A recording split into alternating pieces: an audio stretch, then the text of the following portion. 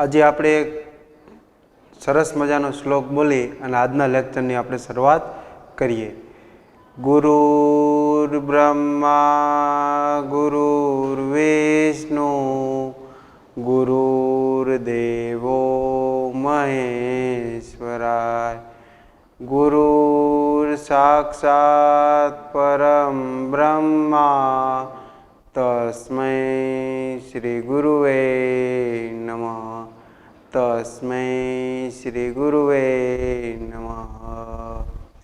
ધોરણ 9 વિષય સામાજિક વિજ્ઞાનની અંદર આજનો આપણો પાઠ છે પાઠ નંબર 9, મૂળભૂત હકો, મૂળભૂત ફરજો અને રાજ્યનીતિના માર્ગદર્શક સિદ્ધાંતો, જેની અંદર આજે આપણે તાસ નંબર 10, જેની અંદર આપણે જોવાનું છે કે મૂળભૂત ફરજો. તો એનો અભ્યાસ એ આની પહેલાંના પિરિયડની અંદર આપણે કરી ચૂક્યા હતા કે તમે પહેલાં ધોરણથી લઈ અને 12મા ધોરણ સુધીનું કોઈ પણ પાઠ્યપુસ્તક લો, એની અંદર પહેલું જ પન્નું ખોલો એટલે મૂળભૂત ફરજો એ ક થી ડ સુધી, એટલે કે આમ 11 જેટલી મૂળભૂત ફરજો એ આપણને આપવામાં આવેલી જોવા મળે છે. અને આ 11 ફરજોનું પાલન એ ભારતની અંદર કોઈ પણ રાજ્યમાં વસતા લોકોને એનું ફરજિયાત પાલન જે રહ્યું કરવાનું હોય છે. તો આવી રીતે આમ ક થી ડ સુધી એ મૂળભૂત ફરજોનો અભ્યાસ આપણે કર્યો. ત્યારબાદ જોયું હતું કે 6 જાન્યુઆરીના રોજ એ મૂળભૂત ફરજ દિવસ તરીકે પણ ઉજવવામાં આવે છે. તો આજે આપણે જોવાનું છે રાજ્યનીતિના માર્ગદર્શક સિદ્ધાંતો. જોઈએ એની અંદર રાજ્યનીતિના માર્ગદર્શક સિદ્ધાંતો જે રહ્યા એ આપણને 5 જેટલા આપવામાં આવેલા છે, જેની અંદર આર્થિક નીતિઓ સંદર્ભે સિદ્ધાંતો, ત્યાર પછી સામાજિક નીતિઓ સંબંધી સિદ્ધાંતો, રાજકીય અને વિદેશ નીતિ વિષયક સિદ્ધાંતો, કારણ કે વિદેશ નીતિ પણ ઘડવી પડે. ઘણી બધી વસ્તુ જે રહી આપણા દેશની અંદર હોતી નથી, આપણે પણ વિદેશમાંથી મગાવવી પડે છે, અને વિદેશની અંદર ઘણી બધી વસ્તુઓ હોતી નથી, તો એ વસ્તુઓ આપણા દેશમાંથી જે રહી એ મગાવતા આપણને જોવા મળે છે. ટૂંકમાં એના માટે વિદેશ નીતિ જે રહી એ આખી ઘડવી પડે છે. શૈક્ષણિક અને સાંસ્કૃતિક નીતિઓ સંબંધિત સિદ્ધાંતો, આરોગ્ય વિષયક નીતિઓ સંબંધિત સિદ્ધાંતો, આ બધા સિદ્ધાંતોનો અભ્યાસ જે રહ્યો એ આપણે વ્યવસ્થિત રીતે એ કરવાનો છે. તો જોઈએ રાજ્યનીતિના માર્ગદર્શક સિદ્ધાંતો. રાજ્યનીતિના માર્ગદર્શક સિદ્ધાંતોનો સમાવેશ બંધારણના 4થા ભાગમાં કરવામાં આવે છે. રાજ્યનીતિના માર્ગદર્શક જે સિદ્ધાંતો છે એનો ઉલ્લેખ બંધારણના 4થા ભાગમાં કરવામાં આવે છે. 4થા ભાગમાંનો ઉલ્લેખ જે રહ્યો એ કરવામાં આવતો આપણને જોવા મળે છે. 1 માર્કની અંદર પ્રશ્ન પણ પૂછે કે રાજ્યનીતિના માર્ગદર્શક સિદ્ધાંતો બંધારણના કેટલામાં ભાગમાં જોવા મળે છે? તો બંધારણના 4થા ભાગની અંદર એ રાજ્યનીતિના માર્ગદર્શક સિદ્ધાંતો એ આપવામાં આવેલા છે. આ માર્ગદર્શક સિદ્ધાંતોનો ઉદ્દેશ વર્તમાન અને ભાવિ કેન્દ્ર અને રાજ્ય સરકારોને જુદા જુદા નીતિ વિષયક ક્ષેત્રોમાં કઈ નીતિઓ ઘડવી એ સંબંધે માર્ગદર્શન આપવાનો. આ સિદ્ધાંતો એ માર્ગદર્શક સિદ્ધાંત તરીકે ઓળખવામાં આવે છે કે માર્ગદર્શન આપવાનું કાર્ય જે રહ્યું એ કેવી રીતે કરવું એની વાત અહીંયાની અંદર કરવામાં આવેલી આપણને જોવા મળે છે. એનો અમલ કરવા રાજ્ય સરકારો બંધાયેલી નથી કે ફરજિયાતલી એનો અમલ કરવો એવો બંધાયેલી નથી, પરંતુ નીતિ ઘડતરમાં આ સિદ્ધાંતોને કેન્દ્રમાં રાખીને નીતિઓ ઘડવાની અને તેનો અમલ કરવાની રાજ્યની નૈતિક ફરજ જે રહી એ બનતી આપણને જોવા મળે છે. કે રાજ્ય જે રહ્યું એની પાછળ કોઈ પણ રાજ્ય મિત્રો બંધાયેલું નથી. હા, પણ છતાંય આ બધી વસ્તુ જે રહી નીતિ ઘડતરની અંદર જે બધી નીતિઓ ઘડવામાં આવી છે આ સિદ્ધાંતોને કેન્દ્રમાં રાખી અને નીતિઓ ઘડવામાં આવી છે, એટલે તેનો અમલ કરવાની એ રાજ્યની નૈતિક ફરજ જે રહી બનતી જોવા મળે છે. આ સિદ્ધાંતોનો સૌથી મહત્વનો ઉદ્દેશ તમામને રાજકીય, સામાજિક તેમજ આર્થિક ન્યાય મળી રહે તેવી સમાજ રચનાની સ્થાપવાનો એ આનો મુખ્ય હેતુ જે રહેલો આપણને જોવા મળે છે. કે આ સિદ્ધાંતનો સૌથી મહત્વનો જો કોઈ ઉદ્દેશ હોય તો તમામને રાજકીય, સામાજિક અને આર્થિક ન્યાય મળી રહે એવી સમાજ રચના, કારણ કે આપણે સમાજની અંદર રહીએ છીએ અને એ સમાજ રચના જે રહે, સમાજ રચનાની સ્થાપના કરવાનો છે. રાજ્યના ઉદ્દેશો અને ધ્યેયોની પૂર્તિ માટે રાજ્યની નીતિ ઘડતરમાં દિશા સૂચન આપવાનો છે. ન્યાયતંત્ર દ્વારા આ સિદ્ધાંતોનો અમલ કરવાની જોગવાઈ બંધારણમાં નથી. આ મૂળભૂત સિદ્ધાંતોથી આપણને કોઈ કાનૂની અધિકારો પ્રાપ્ત થતા નથી કે તેનાથી કોઈ કાનૂની પીઠબળ મળતું નથી કે કાનૂની ઉપાયો પ્રાપ્ત થતા નથી. તેમ છતાં રાજ્યના કાયદાઓ ઘડતી વખતે અને તેના સંચાલનમાં તે પાયાના છે. કેટલાક હકોનો સમાવેશ બંધારણમાં મૂળભૂત હકોમાં આનો સમાવેશ જે રહ્યો કરવામાં આવેલો આપણને જોવા મળે છે, જે તત્કાળ જેમ રાજ્ય વ્યવસ્થા સદ્ધર અને મજબૂત બનતી જાય તેમ તેમ ભવિષ્યમાં આ હકો આપતા જવાનો વિચાર બંધારણ સભાનો હતો. ડૉક્ટર બાબા સાહેબ આંબેડકર આપણને બધાને ખબર છે. ડૉક્ટર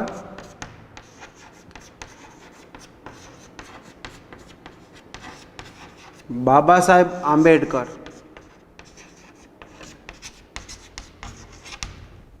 ડૉક્ટર બાબા સાહેબ આંબેડકર તેનું મહત્ત્વ દર્શાવતા તેના દેશના શાસનના તેઓ પાયારૂપ સિદ્ધાંતો છે એવું એમને જણાવ્યું હતું કે આ બધા જે સિદ્ધાંતો આપવામાં આવ્યા રાજ્ય નીતિના માર્ગદર્શક સિદ્ધાંતો એ બધા પાયારૂપ છે એવું ડૉક્ટર બાબા સાહેબ આંબેડકર દ્વારા એ કહેવામાં આવ્યું હતું. અને આપણને ખબર છે કે જ્યારે બંધારણ ઘડવામાં આવ્યું ત્યારે એ મિત્રો એના અધ્યક્ષ એ ડૉક્ટર બાબા સાહેબ આંબેડકર એ આપણને જોવા મળે છે. તો આની અંદર એ સમયે તેમને એવું જણાવ્યું હતું, આપણા બંધારણમાં રાજકીય લોકશાહી સ્થાપવાનો આપણે પ્રયાસ કર્યો છે, પરંતુ સામાજિક અને આર્થિક લોકશાહીની સ્થાપના વિના રાજકીય લોકશાહી અધૂરી છે. લોકશાહી જે રહે એ અધૂરી આપણને જોવા મળે છે, કારણ કે લોકો વિના જે રહ્યું કોઈ કાર્ય આપણને થતું જોવા મળતું નથી. અને લોકશાહીની વ્યાખ્યા પણ એ આપણને બધાને ખબર જ છે કે લોકો માટે, લોકો દ્વારા અને લોકો વડે ચાલતું શાસન એટલે કે લોકશાહી શાસન એ તરીકે ઓળખવામાં આવે છે. જે ડૉક્ટર બાબા સાહેબ આંબેડકર રહ્યા એ બંધારણની ખરડા સમિતિ એના અધ્યક્ષ અને બંધારણના અધ્યક્ષ હતા ડૉક્ટર રાજેન્દ્ર પ્રસાદ. જ્યારે આપણું બંધારણ મિત્રો એના માટે પણ તમે જોઈ શકો છો કે આપણું બંધારણ આજની તારીખે 26 નવેમ્બર 1949માં રોજ એનો સ્વીકાર કરવામાં આવ્યો હતો. એટલે કે આજના દિવસની અંદર આખું બંધારણ ઘડવા માટે 2 વર્ષ 11 મહિના અને 18 દિવસ એ જેટલો સમય એની અંદર લાગેલો આપણને જોવા મળે છે. એટલે કે આજે બંધારણ દિવસ છે. એ બંધારણ ઘડાણું એની અંદર આજે 71 વર્ષ પૂરા થાય છે. 71 વર્ષ જે રહ્યા એ આપણને એની અંદર પૂરા થતા જોવા મળે છે. તો હવે રાજ્યનીતિના માર્ગદર્શક જે સિદ્ધાંતોને વિવિધ ભાગોની અંદર દર્શાવવામાં આવેલા આપણને જોવા મળે છે. એટલે કે આ 5 ભાગોની અંદર એ આને દર્શાવવામાં આવેલા જોવા મળે છે. જેની અંદર એ આપણે વાત કરીએ સૌથી પહેલા નંબરનો ભાગ એટલે કે આર્થિક નીતિઓ સંદર્ભેના સિદ્ધાંતો. તો આ બધા સિદ્ધાંતો જે રહ્યા એ પાયા માટે ખૂબ જ જરૂરિયાત છે. એટલા માટે થઈ ને આ બધા સિદ્ધાંતો જે રહ્યા એ ઘડવામાં આવેલા આપણને જોવા મળે છે. આર્થિક નીતિઓના ઘડતરમાં ઘણા મહત્વના સિદ્ધાંતોનો સમાવેશ કરવામાં આવ્યો છે, જે નીચે મુજબ આપવામાં આવેલા છે. તો એની અંદર 1 નંબર આપણે જોઈએ, સૌ નાગરિકોનું મહત્તમ કલ્યાણ અને શ્રેય સદાય એ રીતે સમાજમાં ભૌતિક સંસાધનોની માલિકી અને અંકુશનું વિતરણ કરવું જોઈએ કે દરેક વ્યક્તિનું કલ્યાણ થાય એવા પ્રકારનો આશ્રય એ રાખવો જોઈએ. બીજા નંબરની છે, સંપત્તિ અને ઉત્પાદનના સાધનોનું કોઈ ચોક્કસ સમૂહ કે વર્ગોમાં કેન્દ્રીકરણ ન થાય એવી અર્થવ્યવસ્થા રચવા રાજ્યએ પ્રયાસ કરવા જોઈએ. સંપત્તિ અને ઉત્પાદનની અંદર એ વધારો આવતો જાય, કારણ કે એ આપણો દેશ મિત્રો જોઈ શકો છો ખેતી પ્રધાન છે. એવું કહી શકાય કે દેશની અંદરથી એ 70થી 80% લોકો જે એરિયા ખેતી આધારિત છે, કે ખેતી કરી અને પોતાનું ગુજરાન જે એરિયા એ ચલાવતા જોવા મળે છે. એટલા માટે થઈ આવી અર્થવ્યવસ્થા રચવા એ રાજ્ય સરકાર જે એરિયા એના દ્વારા આવા પ્રયત્નો થવા જોઈએ. પુરુષો અને સ્ત્રીઓને સમાન કામ મળે, સમાન વેતન મળે એવા રાજ્ય પ્રયાસ કરશે. કે સ્ત્રી અને પુરુષ આપણા સમાજની અંદર મિત્રો જોઈએ કે સ્ત્રીઓનું સ્થાન જે રહ્યું નીચું છે. સ્ત્રીઓનું સ્થાન બિલકુલ નીચું છે. એટલા માટે પુરુષો અને સ્ત્રીઓ એ સમાન કામ કરી શકે મિત્રો. તો આના માટેની કામગીરી તમે જોઈ શકો છો, એ સરકાર દ્વારા આપણને ઉપાડાતી જોવા મળે છે કે સ્ત્રીઓ પણ એ આવા ઘણા બધા કાર્યો જે રહી એ કરી શકે છે. બરાબર. આમ કામના સ્થળે તમામ કામદારોનું આરોગ્ય જળવાઈ રહે. કોઈ પણ જગ્યાએ કામ કરતા હોય, કોઈ કારખાનું હોય તોય પણ ભલે, કોઈ પણ જગ્યાએ ગામની અંદર કોઈ કડિયા કામ કરતા હોય અથવા બીજું કોઈ કાર્ય કરતા હોય, બીજો કોઈ ઉદ્યોગ ચલાવતા હોય, તો આવી રીતે કોઈ પણ કામની અંદર કામદારોનું આરોગ્ય જળવાઈ રહે. જે વ્યક્તિ કામ કરવા માટે આવે છે એમનું આરોગ્ય જળવાઈ રહે તેવી માનવીય પરિસ્થિતિનું સર્જન કરવું અને સ્ત્રી પુરુષ કુંબળી વયના બાળકોનું આર્થિક મજબૂરીના કારણે આરોગ્ય કથળે એવા કામ ધંધા કે બિન આરોગ્યપ્રદ સ્થળોએ જોખમી કાર્યો કરવા ન પડે. નાના નાના જે બાળકો હોય એમને પણ એ આવા કાર્યો જે રહ્યા એ કરાવવા જોઈએ નહીં, એવો પણ એ રાજ્ય નીતિના માર્ગદર્શક સિદ્ધાંતોની અંદર એ આપણને કહેવામાં એ આવેલું જોવા મળે છે. ટૂંકમાં માનવીય પરિસ્થિતિનું સર્જન કરવું એવા પ્રકારનો આખો હેતુ જે રહ્યો એ આનો રહેલો જોવા મળે છે. અને કુંબળી વયના નાના નાના બાળકો છે એમનું પણ શોષણ ના થાય, એમને પણ એ આવું કામ ન કરવું પડે એવા પ્રકારની વાત એ આપણને આની અંદર કરવામાં, ટૂંકમાં એમનું આરોગ્ય જળવાય. આની અંદર તમે જોઈ શકો છો ઘણા બધા કારખાના, ઘણી બધી કંપનીઓ એ એવી હોય છે કે જ્યાં કામ કરવાથી આરોગ્ય આપણને બગડતું જોવા મળે છે. કે કોઈ કારખાનામાંથી ધુમાડો નીકળતો હોય તો અહીંયા કણે હવાનું પ્રદૂષણ ફેલાતું જોવા મળે છે, અને આજુબાજુના વિસ્તારની અંદર એ આપણે કોઈ હોય તો એ શ્વાસની અંદર આપણે આવો હવા લઈએ છીએ, તો જેના દ્વારા એ ઘણા આપણે શ્વાસના રોગો એ થઈ શકે છે. ઘણી બધી જગ્યાએ કોઈ ગરમીનું કામ હોય તો આવી જગ્યાએ આપણે ચામડીના રોગો પણ એ મિત્રો થઈ શકે છે.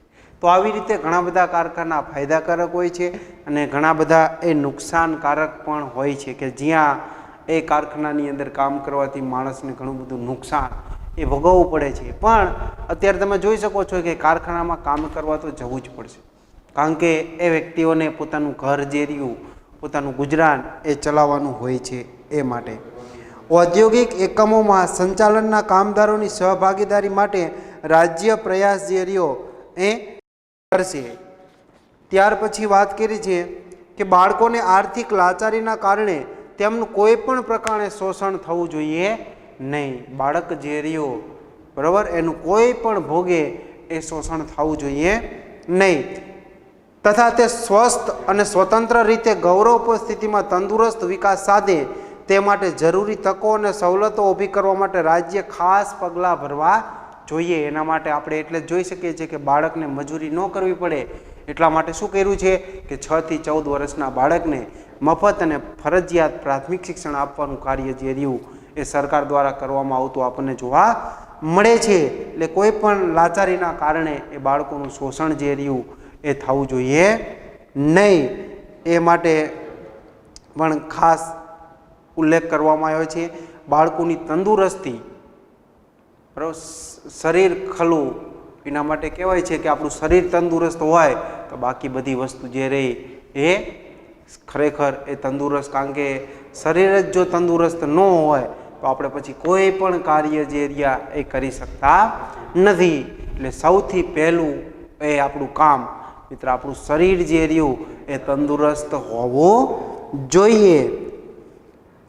ત્યાર પછી સ્ત્રીઓને પ્રસૂતિ સમયે જરૂરી રજાઓ તથા રાહત પૂરી પાડવામાં આવે. કામદાર રાજ્ય વીમા ધારકો, બોનસ ધારકો, પ્રસૂતિ રજાઓ ધારો વગેરે કાયદાઓ માનવીય ધોરણે મળે તેવા ઉદ્દેશથી ઘડવામાં આવ્યા છે. સ્ત્રીઓને પ્રસૂતિ સમય એટલે કે જે શું કહેવાય આપણે પ્રસૂતિ એટલે કે માતાના પેટમાં જે બાળક હોય ત્યારથી અમુક સમય સુધી સ્ત્રીઓ કોઈ પણ જગ્યાએ કાર્ય કરતી હોય તો એમને એ અમુક સમય પૂરતી એ રજા પણ આપવી જોઈએ. એ ત્યાર પછી બોનસ વધારો પણ એ આપવો જોઈએ. આ બધા કાર્ય જે રહ્યા, આ બધી વાતનો ઉલ્લેખ એ આપણે રાજ્ય નીતિના માર્ગદર્શક સિદ્ધાંતો એની અંદર કરવામાં આવેલું છે. કૃષિ અને પશુપાલનનો આધુનિક અને વૈજ્ઞાનિક ધોરણે વિકાસ થાય તેવી વ્યવસ્થા કરવાનો પ્રયત્ન રાજ્ય સરકાર કરશે. ગાયો, વાછડા અને દુધાળા પ્રાણીઓ, ભારવાહક ઢોરોની ઓલાદોની જાળવણી માટે તથા બળદ, ગધેડા, ગાયોની કતલ અટકાવવાના પ્રયત્નો પણ કરવા જોઈએ. મિત્રો અત્યારે કતલનું પ્રમાણ જે રહ્યું એ આપણને વધતું જોવા મળે છે. ગાય કે ભેંસ કે કોઈ પણ ઢોરા રખડતા હોય તો ગાડી ભરી ડાયરેક્ટ હજીને કતલખાને જે એરિયાએ મૂકી આવે છે. કતલખાને જઈ અને એને ટૂંકમાં મારી નાખવામાં આવે છે. તો આ વસ્તુ ના બને એટલા માટે કૃષિ અને પશુપાલન એ અત્યારે મિત્રો આ યુગની અંદર તમે જોઈ શકો છો કે એના લીધે ઘણી બધી ક્રાંતિ એ આપણને સર્જાતી જોવા મળે છે. એટલે આ પશુપાલન જે રહ્યું એની અંદર દુધાળા પશુઓ છે, ગાયો છે, એના નાના નાના વાછડાઓ છે સરસ મજાના. તો આવી રીતે ભારવાહકો ઢોરાના ઓલાદોની જાળવણી માટે બળદ છે, ગધેડા છે, ગાયોની કતલ ન થાય એનો વાત પણ આની અંદર કરવામાં આવેલી આપણને જોવા મળે છે. રાજ્યમાં સૌને ન્યાયની સમાન તક મળે. રાજ્યમાં સૌને સમાન તક મળે, બરાબર. નહીતર પછી એવી પરિસ્થિતિ સર્જાય મારે એની તલવાર, મારે તલવાર. જો આવી રીતે આપણે તો ઘણી બધી વ્યવસ્થા સારી છે, કારણ કે આપણા દેશની અંદર મિત્રો વડી અદાલત, સર્વોચ્ચ અદાલત, ન્યાય આપવા માટે ઘણી બધી સંસ્થાઓ જે રહી એ કાર્યરત છે. જો આવી કોઈ સંસ્થાઓ ન હોત તો એના માટે એવું થઈ જાય મારે એની તલવાર, બરાબર. એની પાછળ પછી કોઈ જ વસ્તુ આપણને થતી જોવા મળે નહીં. એટલે રાજ્યમાં સૌને ન્યાયની સમાન તક મળે. આર્થિક કે અસમર્થતાઓના કારણે કોઈ જરૂરિયાતમંદ નાગરિકને ન્યાય મેળવવા માટેની તકોનો ઇનકાર કરવામાં નહીં આવે તથા તેઓને મોકૂફ મફત કાનૂની સહાય મળે તેવો રાજ્ય પ્રબંધ એ કરવો જોઈએ.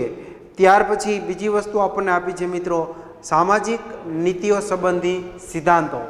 સામાજિક નીતિઓ સંબંધી સિદ્ધાંતો.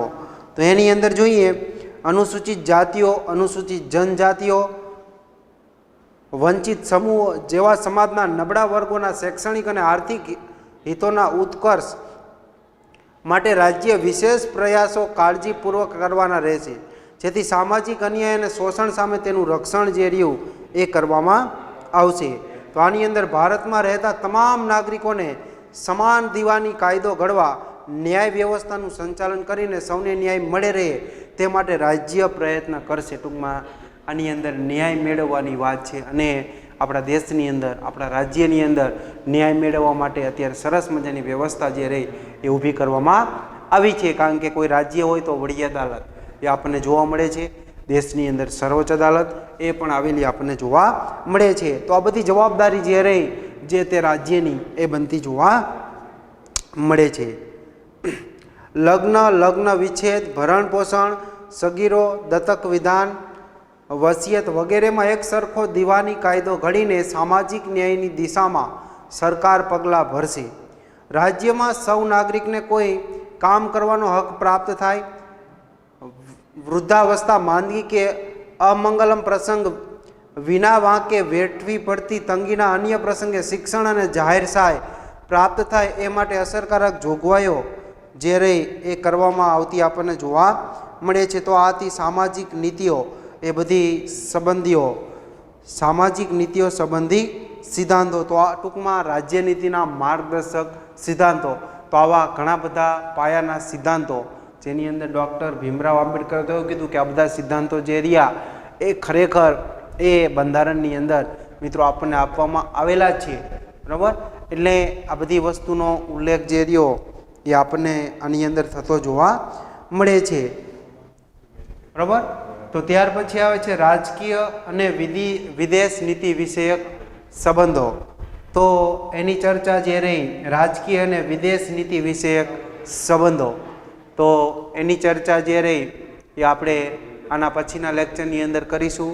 અત્યારે આપણે આને અહીંયા સુધી રાખીએ છીએ. અસ્તુ. જય શ્રી સ્વામિનારાયણ.